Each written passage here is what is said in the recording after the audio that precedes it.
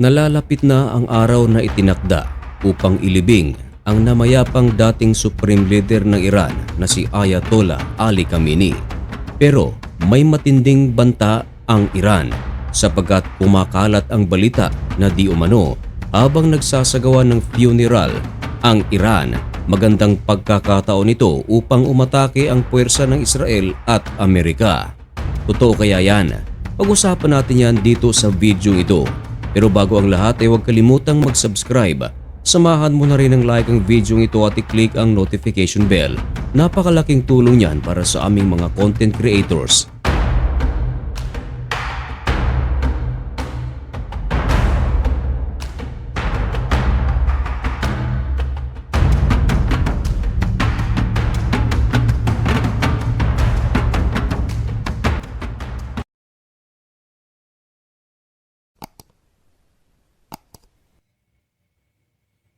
Maligayang pagbabalik mga kaibigan. Kumusta kayong lahat? Ngayon ay July 3, 2026 at nagbabaga at napakabagong balita ang ating ihahatid sa inyo. Dako muna tayo mga kaibigan sa balitang West Asia, particular sa loob ng Iran. Kasama rin nating mapag-uusapan ang Israel at United States of America. Napakalaking banta ang binitawan ngayon ng IRGC laban sa United States of America at Israel sapagkat napaulat na di umano habang nagsasagawa ng pagtitipon ang milyon-milyong mga Iranians dahil sa funeral ng namayapang dating Supreme Leader nila na si Ayatollah Ali Khamenei, ama ni Mujtaba Khamenei. Sinasabing magandang pagkakataon ito para sa puwersa ng Israel at United States of America upang umatake. Matagal na ang hinahanap ng United States of America at Israel ang location ng anak ni Ayatollah Ali Khamenei na siya ngayong nagsisilbing Supreme Leader ng Iran.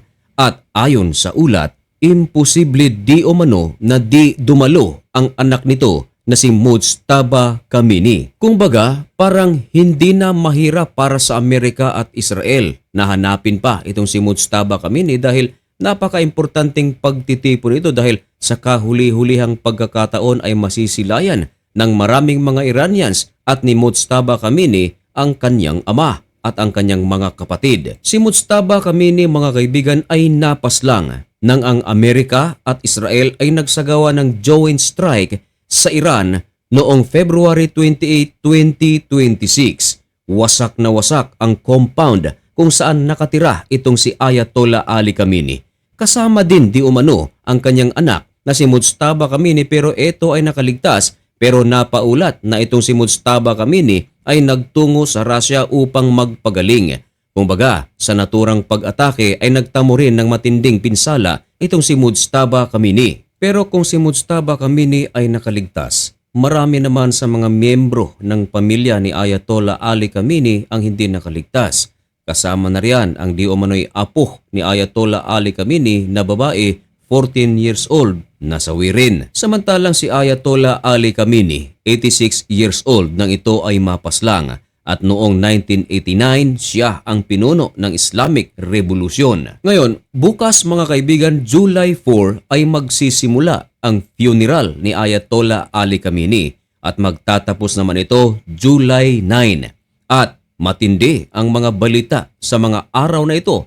Halimbawa mga kaibigan, itong inulat ng Reuters. Matinding babala kasi ang binitawan ng Iran sapagkat napaulat di umano na ang United States of America at Israel ay naghahanda naman upang umatake sa Iran habang nagsasagawa ng isang napakahalagang pagtitipon ang Iran. Itinuturing ng Iran na isang pinaka-importanting funeral ang kanilang gagawin sa kasaysayan at ito nga ay ang funeral ni Ayatollah Ali Khamenei na magsisimula bukas. Kaya ang security sa Iran mga kaibigan ay talaga namang napakahigpit.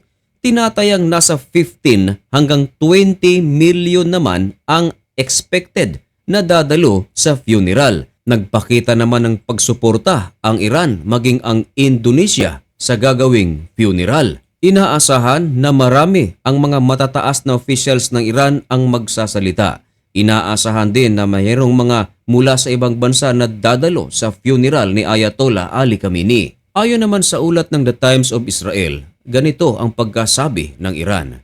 We warn the enemies of Iran, especially US and the Zionist regime, to avoid any miscalculation and to think about the harsh retaliation our armed forces would make to any threat and aggression against our country. Yan ay ayon kay Ali Abdullahi, Commander of Qatam al-Anbiya Central Headquarters ng Iran. Pero ang tanong, saan nakakuha ng ideya ang Iran na di umano ang Amerika at Israel ay aatake sa Iran habang nagsasagawa ng funeral, gayong wala namang binibitawang pahayag ang Amerika at Israel tungkol dito?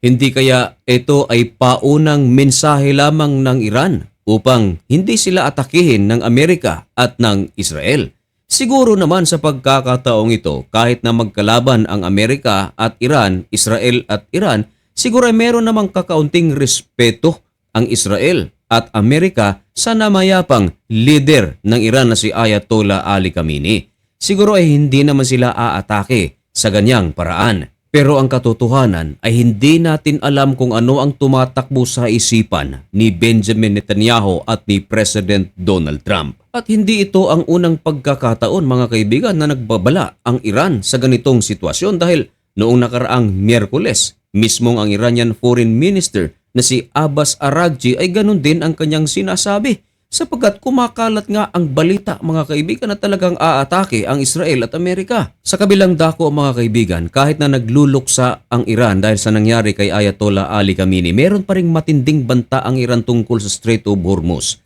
Ang paggamit sa strait na ito ay hindi pa raw aprobado ng kanilang gobyerno. Ang ibig sabihin lamang nito, mga kaibigan, ay gagawin nila kung ano ang kanilang nais na gawin sa Strait of Hormuz, partikular sa mga barko na dadaan sa lugar na ito. Pero mga kaibigan, sa mga pahayag ng Iran, ang Amerika at Israel ay wala pang komento.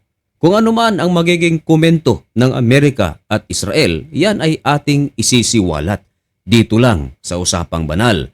Kaya kung nais mong maging updated at kung sakaling gusto mo ang ganitong mga contents at baka naman bago ka lang sa channel na ito, baka pwedeng humingi ng kaunting pabor. I-subscribe mo na ang napakaliit na channel na ito. Sa lahat ng aking mga kababayan na narito sa Pilipinas, sa iba't ibang panig ng mundo, ay mag-ingat po kayo. Dalangin po namin ang inyong kaligtasan. Naway ang kapayapaan ng ating Panginoong Hesukristo ay sumainyo.